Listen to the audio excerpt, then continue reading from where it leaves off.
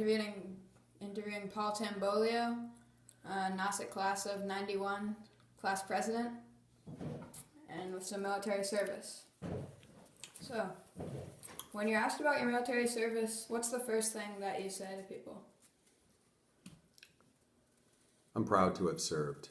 It was an honor, something that I felt was necessary in order to fully appreciate the country that I live in and the citizens who I see every day. And I wanted to make sure that my name was added to the list of people who were able to serve this nation. When were you first inclined to join the military? Well, I wanted to do it right out of high school, right after I graduated from NASA in 91. But my mom and dad encouraged me to go to college. And I did. I went to UMass. But shortly after that, I really wanted to go. I didn't want to complete college. I wanted to go and experience that and see the world, and I did want to serve. And so from there, I did join the United States Coast Guard, and I was very fortunate to get in. It's a service that's a little bit more selective than, say, the Navy or the Army. It's much smaller. There's only between 50 and 75,000 active duty Coast Guardsmen, whereas the Army and the Navy and the Air Force and those services are much larger. The second smallest would be the United States Marine Corps. The Coast Guard and the Marine Corps are both considered, well, they're all naval services like the Navy. And in times of war, the Coast Guard falls under the Navy. It's another extension of the Navy, as is the Marine Corps. So could you explain more of the application process when you said it was, you were lucky to be selected? Sure. So the application process for the Coast Guard. First of all, the Coast Guard now falls under the Department of Homeland Security, which of course after the September 11th attacks, the Department of Homeland Security was incorporated and the Coast Guard moved over to that area of the government. So what happened was the Coast Guard, when I joined in the early 90s, it was a very selective service. You had to have certain height and weight requirements. They're at sea. They're at sea on smaller vessels, helicopters, and so at that particular time, the Coast Guard was very selective about who could get in. The requirements, the athletic requirements were tough. Because it is a smaller service, there are fewer people doing a tremendous amount of different types of jobs. So there is the maritime law enforcement job, which is almost like the state police at sea. There's the military component, which is like the Navy and the Marine Corps. There's the fisheries service, which is similar to like the environmental police. There are the environmental protection units that clean up oil spills and things like this. Of course, there's the search and rescue that we're all familiar with, especially being here on the Cape. They go out and they rescue people at sea. There are other components as well, so they need all those 50 to 75,000 active duty servicemen and women. They need to be able to do all of those things. And so they're looking for people who are a little bit more flexible than the average enlisted person, because we're required to do many, many more things. So I got in, and I really wanted to join the Coast Guard because I wanted to go into like the Chatham life-saving station or something like that. I never got to see any of that. I got involved into the military aspect of it and the port security aspect of it, and I never got to do any life-saving whatsoever. I was always much more on the military side. So I went in and I wanted to become what's called a gunner's mate. And a gunner's mate is someone who takes care, trains, and maintains all of the weapons of the Coast Guard. The small arms, the machine guns, the pistols, all the way up to the big, large mounted deck guns, rocketry, all of those types of things. I wanted to do that. So that's what I started doing. And that's why I went in. I wanted to do that and see where that took me. All right. What inspired your decision to join, and were there any relatives involved in your decision or who served before you? Yes, so we come from a line of military personnel in our family.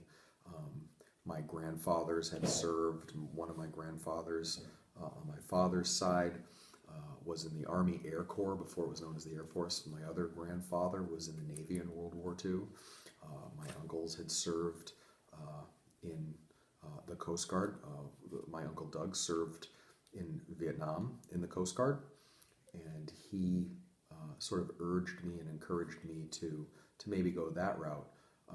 Although people always said, well, you know, if you go into the Coast Guard, you'll never go to war. That is not true.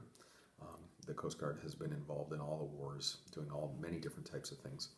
And my uncle did warn me about that, because when he got enlisted, well, he was drafted into the Coast Guard in Vietnam, and he just said, make sure you're aware of that. You know? Okay. What sort of training did you have to go through before you joined, or when you did join? So when you join, after you get recruited, and what you get is you get your ship out date. And your ship out date is when you go to boot camp, the day that you leave for boot camp, basic training. The Coast Guard is considered to be the most or the second most difficult of all the boot camps. Of course, every service says that, but it's particularly difficult. The Marine Corps and the Coast Guard are considered to be the two most difficult boot camps. The Coast Guard boot camp is incredibly difficult, and you ship out to Cape May, New Jersey. So people from all over the country and even different parts of the world, they go to Cape May, New Jersey, and then they go to what's known as a forming company, and you get 40 to 60 other recruits, and you essentially become a member of a squad. And then you get, like you've probably seen on TV, you get your drill instructors, the guys with the Smokey Bear hats, and they get right up in your face and all of that. And you're with them for the next few months. Okay. How long did you serve, and during your time, what various positions did you hold? So I served for several years. I went in 94 and got out in just before '01. And so during that time, I started out on the United States Coast Guard Cutter Seneca out of Boston. We went all over the Caribbean, even into the Pacific. We crossed the Panama Canal several times. We went all the way down to Argentina, all the way up to George's Bank off the northern coast of Canada, almost to the Arctic Circle, on that boat alone. We did fisheries, we did anti-piracy, we did what's known as alien migration interdiction operations. At the time when I was there, we had one of the largest cocaine busts in U.S. history. My very first week in the Coast Guard, I was a boarding team member, or my very first month maybe, and I got to participate in one of the largest cocaine busts at that time, and that was really something extraordinary. What was the most interesting location that you think you went to? Well, I would say that the most interesting position that I held was I was fortunate enough to be selected for one of the Coast Guard's special teams. I was part of Tactical Law Enforcement South, which is known as Tactical Law Enforcement, TACLET. And the TACLET had several different law enforcement detachments out of it, and they were known as leadettes. So the TACLET was like the umbrella, and then the leadettes were underneath that. And the leadette I was on was 8 Golf and 8 Hotel out of Galveston, Texas. We got to go all over the world and do all kinds of really cool operations. From dawn to dusk, describe your most memorable day overseas. Dawn to dusk, I would have to say one of my most memorable ones was, I remember boy, that's a tough one, most memorable. I remember there was one incident where we were on the border with Cuba, and there was an operation where we were trying to get permission to come into Cuba to bring a vessel that we suspected had an enormous amount of stowaways and drug dealers and drugs on board. And Cuba was not responsive to that request, and they threatened us. They threatened they threatened us. And we had to go up and down for about 2 days.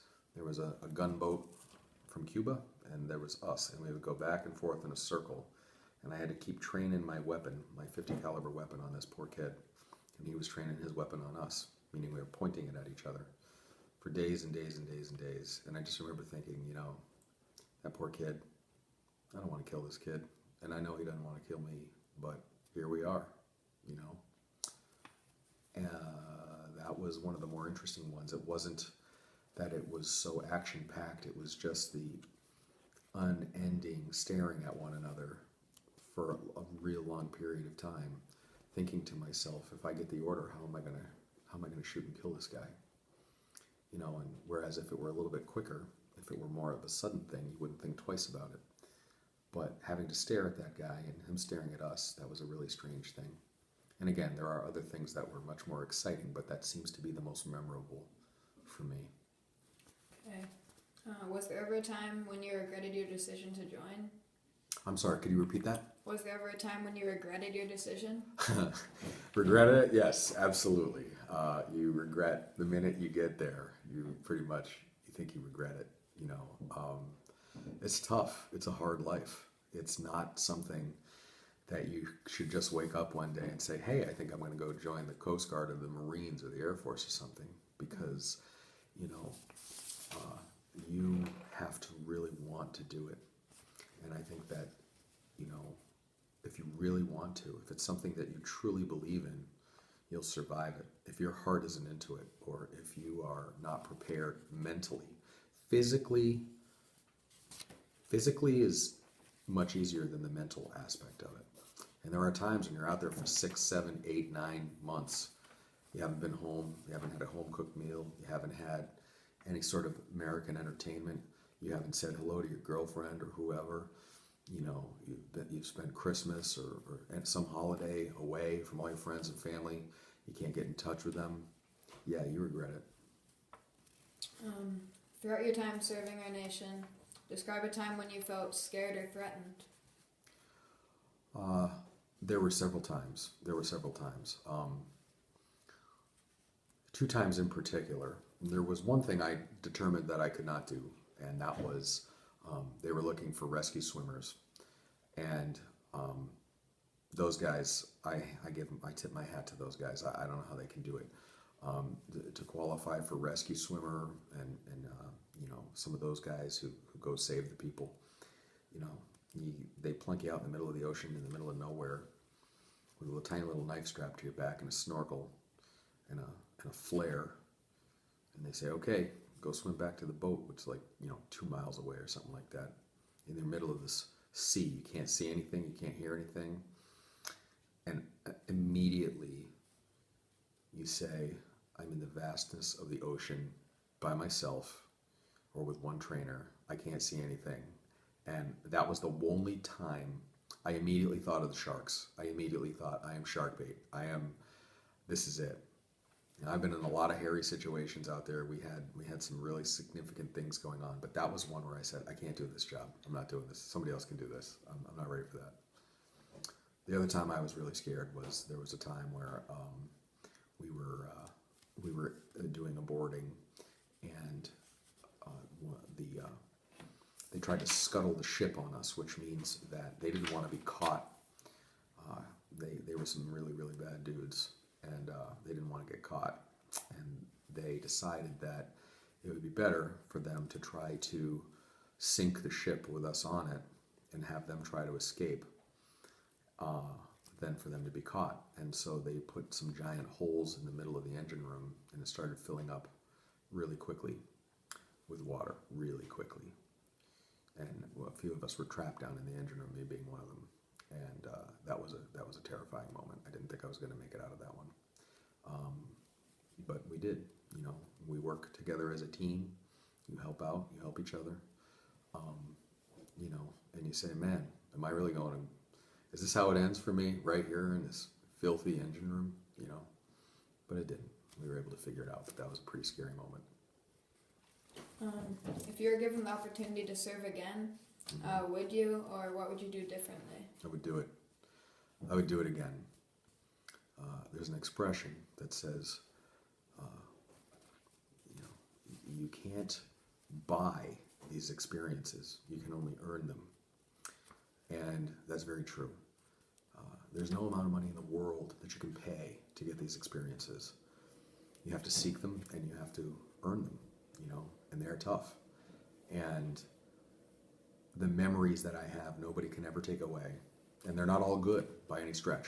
Many of them are not good. Many of them are very difficult. But they're something that are mine and something that I'm proud of. And I know that when all is said and done, I said, boy, those are some, you know, somebody might want to write a book about that because that's pretty exciting stuff, you know. Could you describe the impact that your service had on your family? It was very difficult. So when I was first, I wasn't engaged or married or anything like that. I was just a young guy out there doing it, not a care in the world, going all over the world and doing all kinds of cool training. And, you know, I got to train with SEALs and Marines, and I got to go to Army Intelligence School, and I got to train with everything. We got to go to NASA and go to helicopter crash survival school. We got to go to all kinds of really, really cool things. I met astronauts and all kinds of stuff. Having said all of that, it's very difficult to have a family.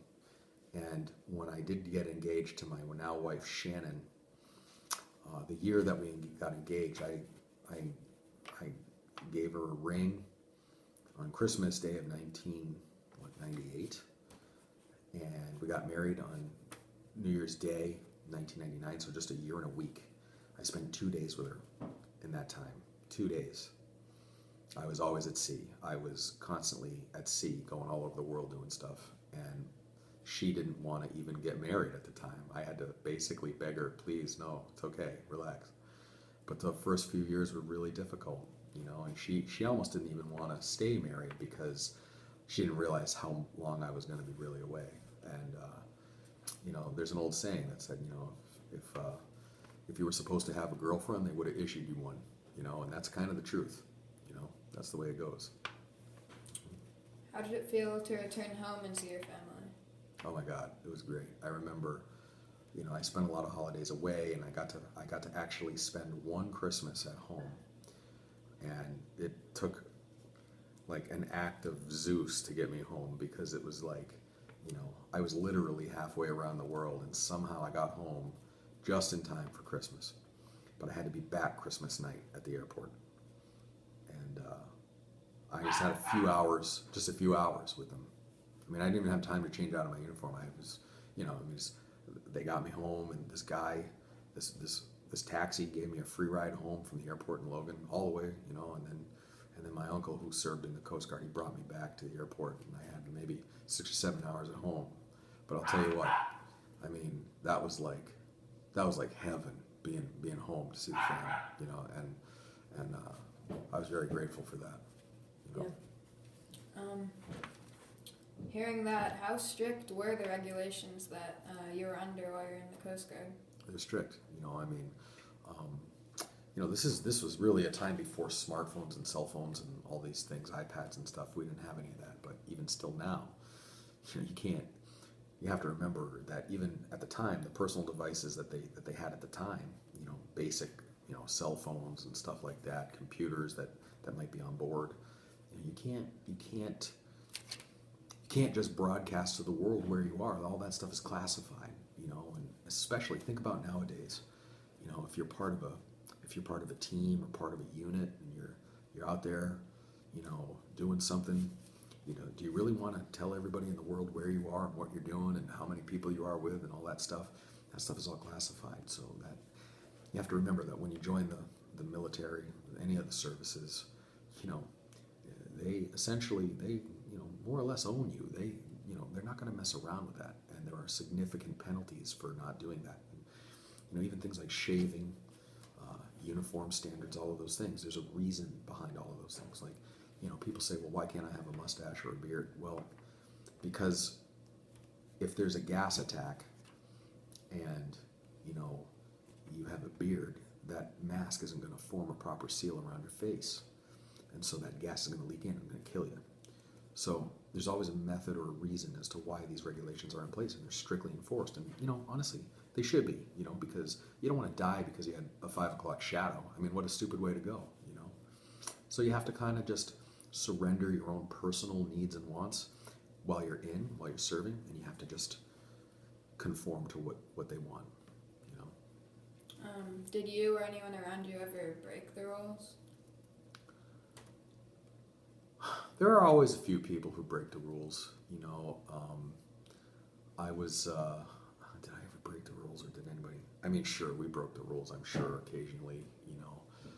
Now there are a few times where, let's say you're down in, Panama or Argentina or off the coast of Africa, and you're out. You get a day or two, and you get to go, see the city or something like that. And I remember a few times people would actually miss getting back in time when the ship was leaving, or when the plane was leaving, or whatever it was that we were doing.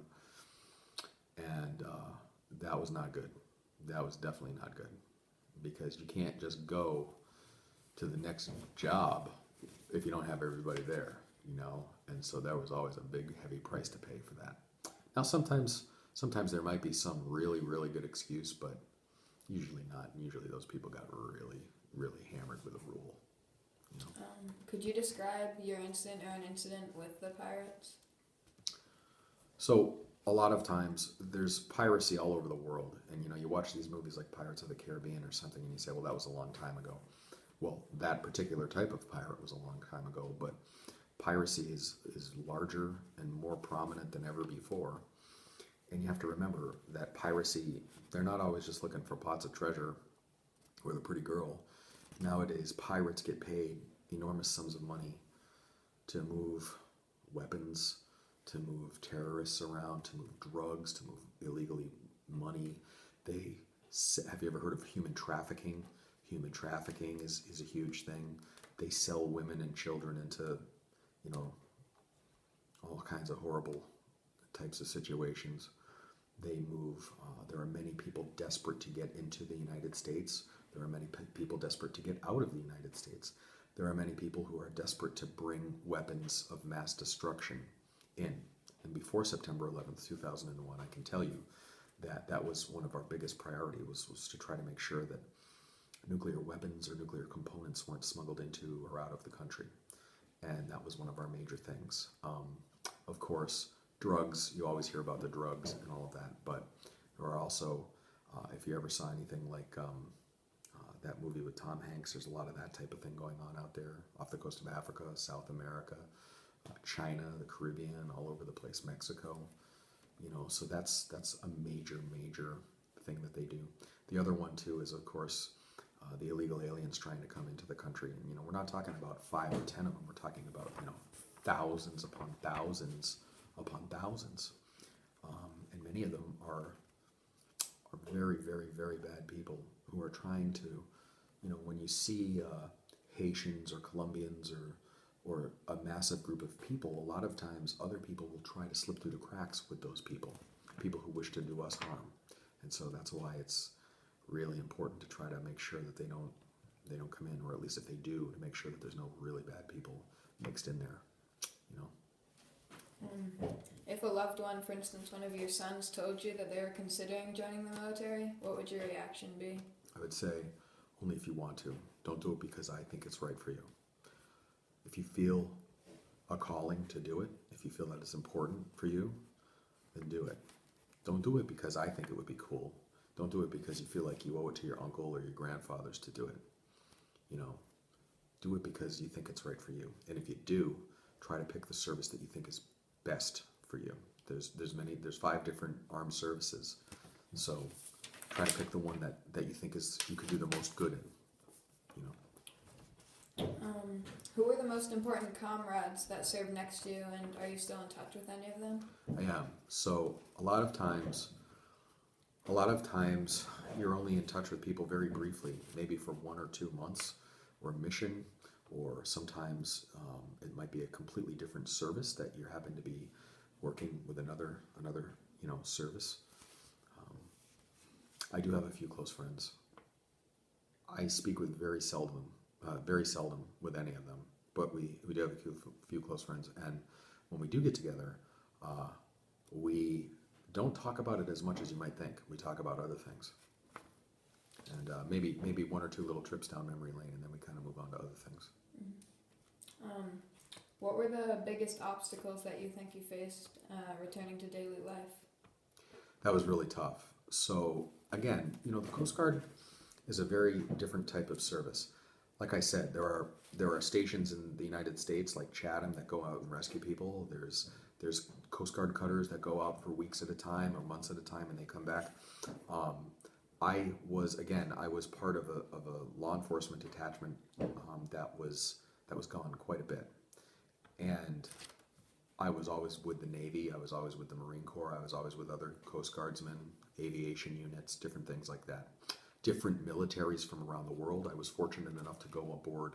I worked with the British Marines, the Dutch Navy, the British Navy. We were stationed aboard some of those ships, going all over the world and using those military vessels as platforms for us to conduct our operations. So we were completely militarized. And when you're doing those types of missions for a long period of time, and then one day you're not, you literally get discharged one day. It's over. And you wake up the next day and you put on your shoes and you look for your belt, and you look for your hat, and you look for your uniform. It's no longer there. You don't have to wear it anymore. And you're lost. And your family, your wife or your girlfriend or whoever it is, they take notice of that, and they understand for a little while that you're no longer who you used to be. But it takes you a lot longer to kind of figure it out and become just a normal person. I remember going to the grocery store, and saying, "Sir, yes, sir," to the guy serving me the deli meat or whatever, because, that's how you're so used to doing it, And then, of course, aside from those things, is you have a lot of memories. And like I said, some of the things that you might witness around the world, the world the rest of the world is really not like America, and we don't have many of the same luxuries and privileges that we have here.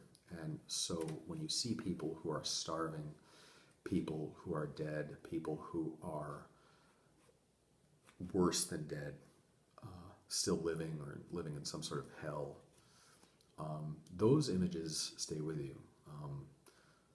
A lot of things that you see out there, it's not pretty. A lot of it isn't pretty. And, a lot of the people desperate to come into this country are sad. And it makes you sad because you know that they can't come in, and that's all they want. They'd give anything they had for your shoes. They'd give anything that they had for one meal that you take for granted, that you throw away. And you think about it, and it stays with you for a long time because, you raise your children, and you hope that they appreciate the things that you take for granted, that we take for granted, because you know that there are children out there who would give anything they had for one day of your lives, and that stays with you. What would you describe a hero as, and what do you think your most heroic action was? Well,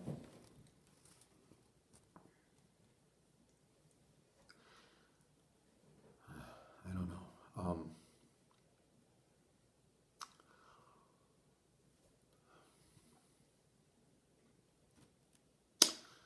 I know a lot of guys.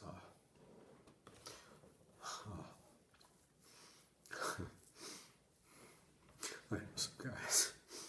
I know. It's tough. No.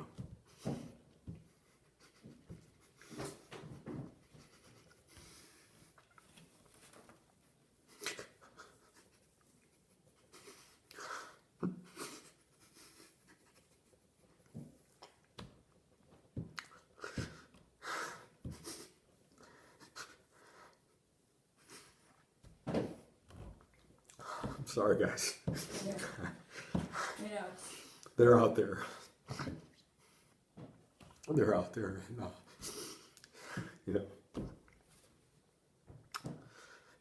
they might be selling you a car, or waiting on a table or something like that, and you look at them and they might be holding a sign out in the highness, or cleaning your teeth or something, and that part of them is over, and they're just trying to raise their families, or what have you, and you just try to remember them a little bit and kind of keep them, and you don't really go looking for anything as far as, I don't think those guys ask for anything. All they want is to put their kids on the school bus and, get a paycheck and just get on with their life and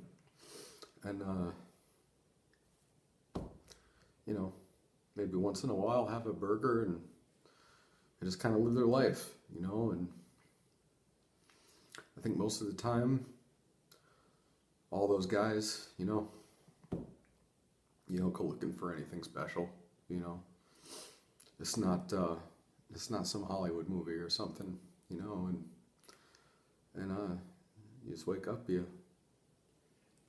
put your pants on and you go to work, and that's about it, and you do know some guys who didn't make it back, or you do know some guys who might have been at your unit after you left who weren't so lucky, or some guy who tried to go out and save somebody from a horrible death who didn't come back. I know some of those guys, and